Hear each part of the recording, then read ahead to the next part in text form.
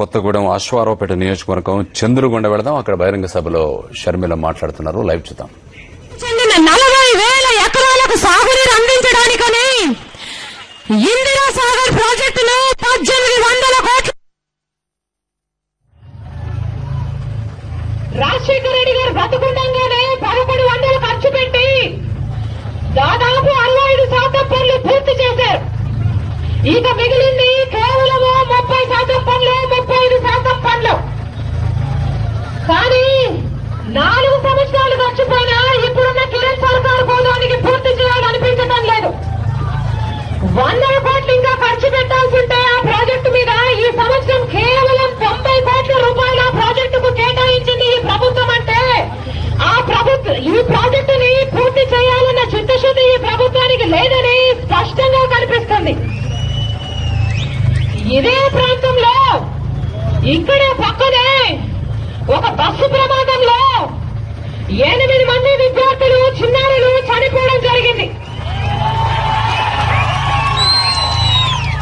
అప్పుడు జగనన్న ఇదే ప్రాంతానికి వచ్చి ఆ కుటుంబాలను పరామర్శించి ప్రతి కుటుంబానికి 50,000 రూపాయలు పార్టీ తరఫున సహాయం చేయడం జరిగింది. ఒక మంత్రి గారు కూడా వచ్చారు.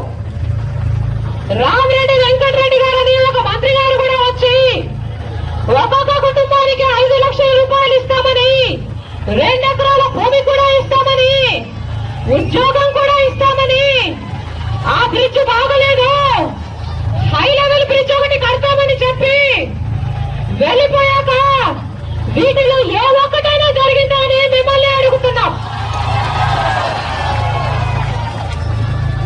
కానీ మనం ఎంత గట్టిగా అరిచినా కూడా ఆ మంత్రి గారికి కానీ ముఖ్యమంత్రి కానీ వినిపించదు. ఎందుకంటే వీళ్ళకి ప్రజల గురించిన ఆలోచన లేదు. రాజశేఖర రెడ్డి గారు ముఖ్యమంత్రిగా కాకుండా తండ్రి స్థానంలో నిలబడి రాష్ట్ర ప్రజల గురించి ఆలోచన చేశాడు కనుకనే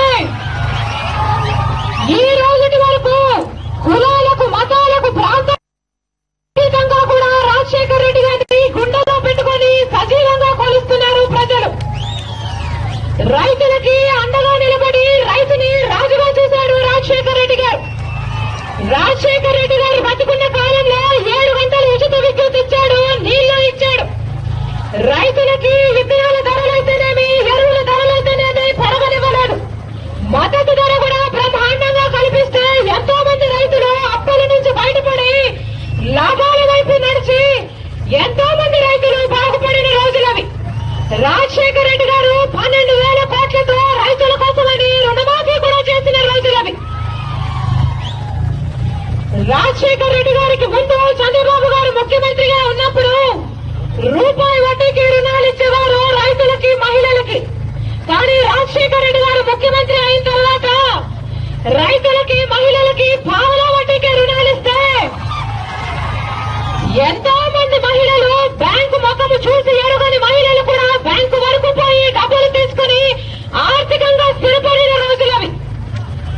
రాజశేఖర రెడ్డి గారు విద్యార్థుల కోసమని ఫీజు రీయింబర్స్మెంట్ ప్రవేశపెడితే ఎంతో మంది విద్యార్థులు ఉచితంగా చదువుకుని ఈ రోజు పెద్ద ఉద్యోగాలు స్థిరపడిన రోజులు.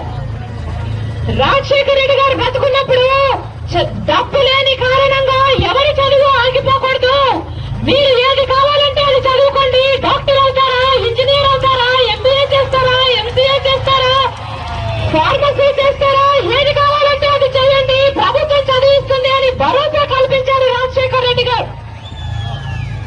రాజశేఖర రెడ్డి గారు బ్రతుకున్నప్పుడు డబ్బు లేని కారణంగా పేదవాడు గవర్నమెంట్ ఆసుపత్రికి పోయి అవస్థలు పడకూడదని, గొప్పవాడిలాగా పేదవాడు కూడా కార్పొరేట్ ఆసుపత్రికి పోగలగాలి, గొప్ప వైద్యం చేయించుకోగలగాలని అది కూడా తలెత్తుకొని ప్రతి ఒక్కడు కూడా వైద్యానికి అర్హుడే అని రాజశేఖర రెడ్డి గారు ఆరోగ్యశ్రీని ప్రవేశపెడితే